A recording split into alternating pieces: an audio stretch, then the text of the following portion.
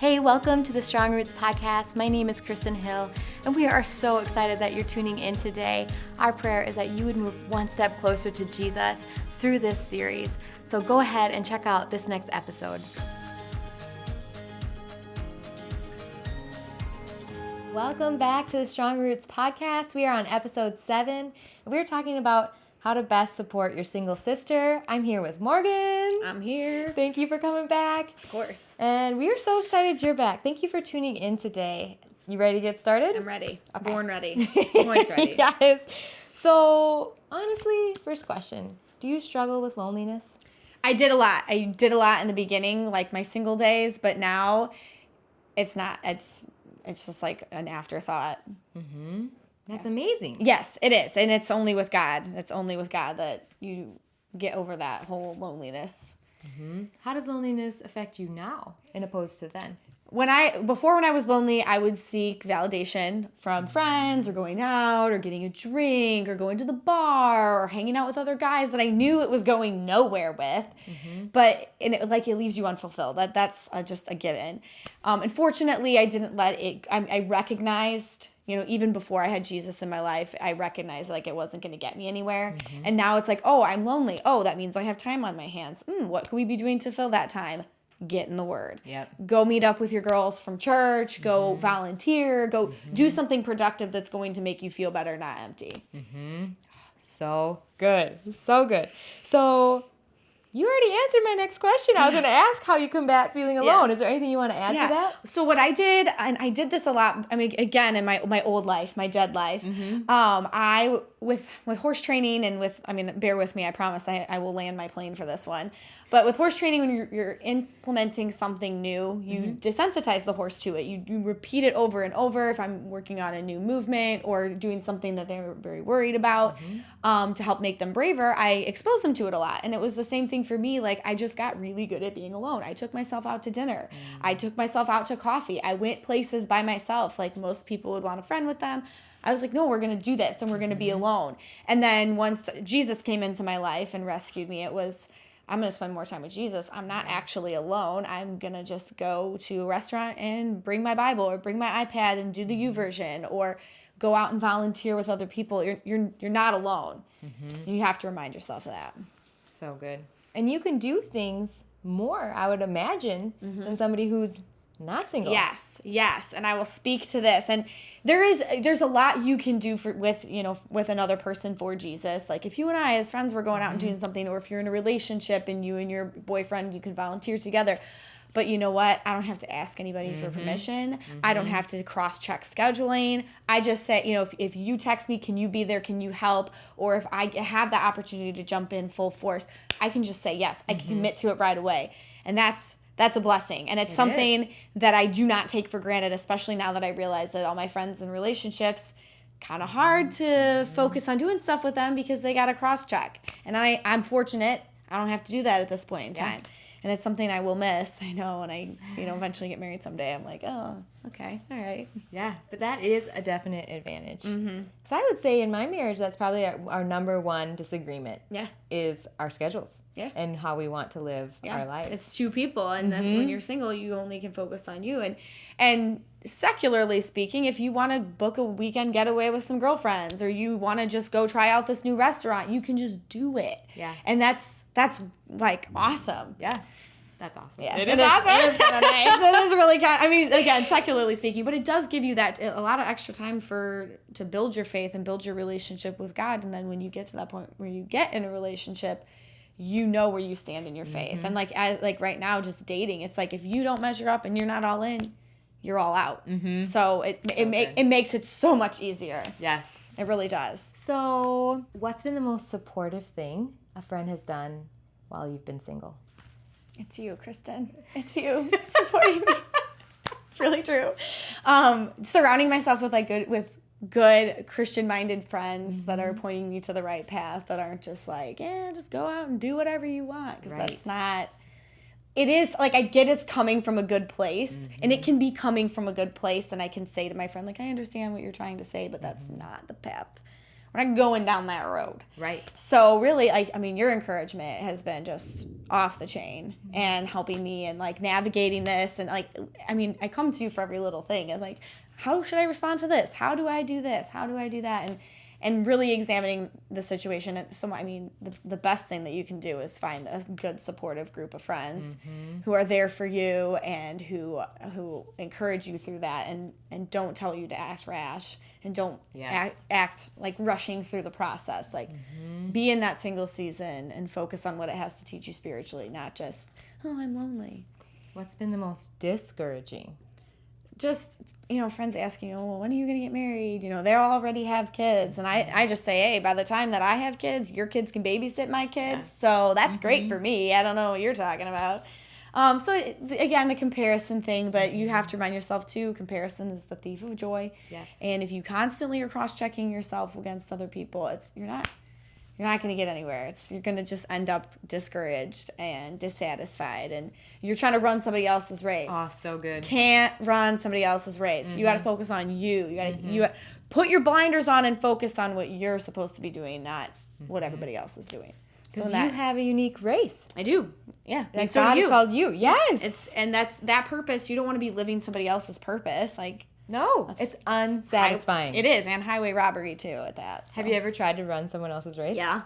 How's it feel? You're exhausted. To some degree, when you are running your race for God, you should be tired, but you should be a satisfied tired. Like how you feel after you finish a really good, like an actual race. You're like, I'm exhausted, but that felt amazing. Not, I'm exhausted, but that felt like crap because I was training for something I shouldn't have been. It's like training for a 5K and then running a marathon. Like that's not how this works. It's exhausting. Because God has used specific trials in your life, specific upbringing. He's used every single piece of your life up until this point for your specific race. Yes. And if you jump into someone else's lane, we're going on a different topic. Yeah, like you said, it's not going to work. It's not going to work. I love that. I love this tangent. Okay, so on your toughest day, what is one thing you'd want a friend to do and why?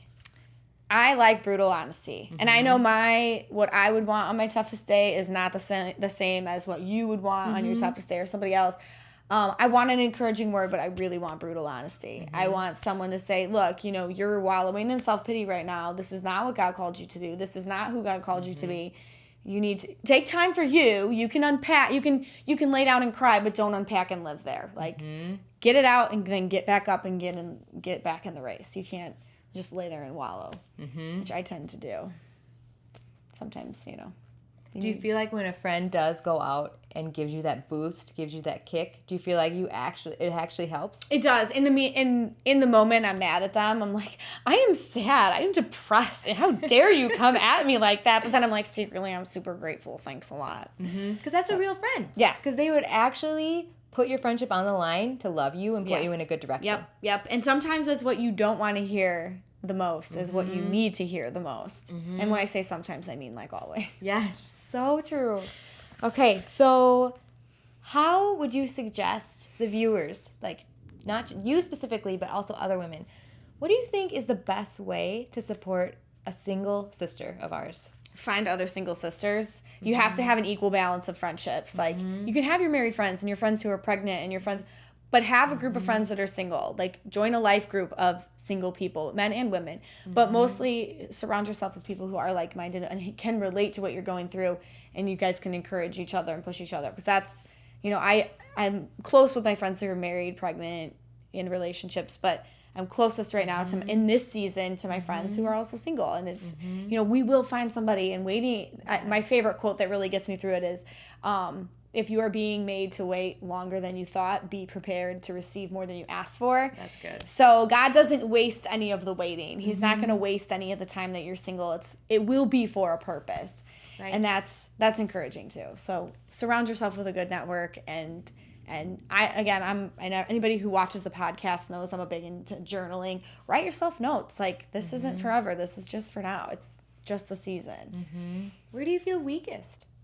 2 a.m. when I'm like, where is my life going? What am I going to do? And it's like, you feel weakest where you don't get into the word, where you don't spiritually arm up so that because the devil's going to try to come at that insecurity and that weakness. And you got to be ready for that. Because I feel like being on the other side, being married, having kids, I'm like, okay, to encourage you, I would like to know you, like, where do you feel weakest? Where do you feel most discouraged? Like, so if I were to shoot you a text at 2 a.m, which I'm sleeping, but like, if I were to shoot you a text, like, what would cut straight to the heart? Would it be like, hey, I'm so proud of you. Like, you have big plans in your future. Would it be future-oriented that are encouraging? Yes. And just all-encompassing, because in that moment you get so lost in your emotion and that feeling that it's hard to see that is part of a bigger picture. My mom always likes to say that, like, you have all the pieces to the puzzle, but God has the box.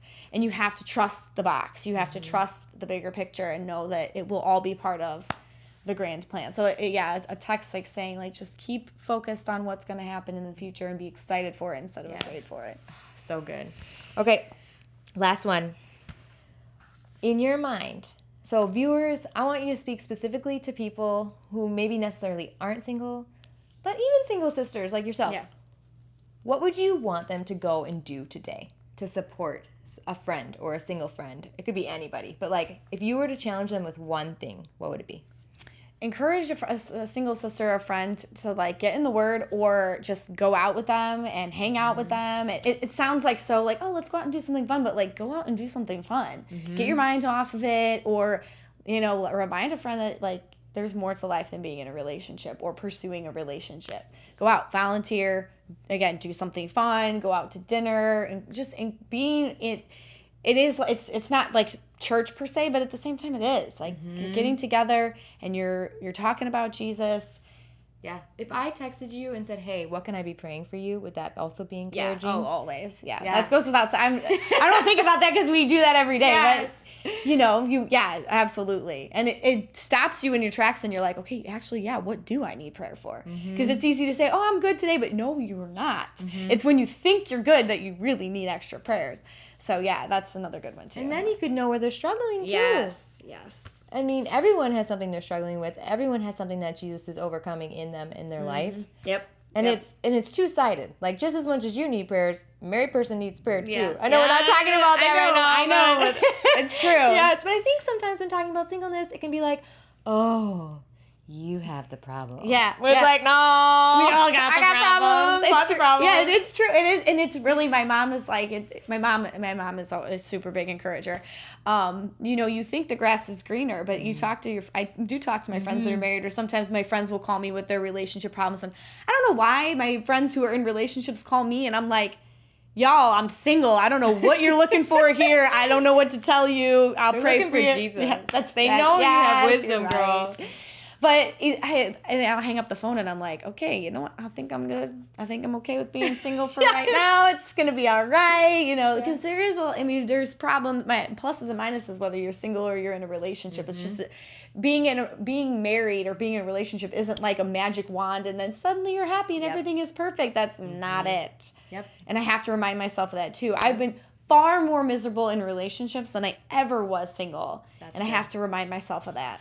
And I'm not saying that to downgrade a relationship or saying that being single is better than being in a relationship, but every season has its own set of issues, and you have to.